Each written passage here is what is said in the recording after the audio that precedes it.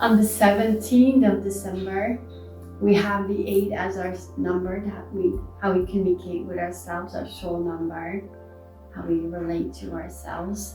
And then we have the 3 as our homework. So from this month, we have the 7, the 9, and the path is an 11. So this is a day where you can feel very powerful within yourself and find joy in whatever you're doing. Find joy in the company, find joy in your team, and remember that the 11 is our alignment. It's this connection with something that's bigger. So if you connect to the team spirit and see how you're adding to the team spirit, that's going to change the energy, and you're going to bring more light to it and more energy.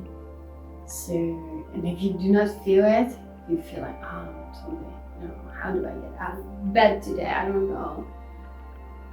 Just breathe and start making small figure 8s with your eyes, with your tongue, with your mind, and feel how it is like starting your motor, starting the energy to flow, giving, taking, good, bad, dark, light.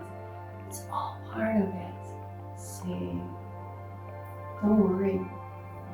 Don't be, face your fears and go for it, because you're guided, you're connected, and you're here.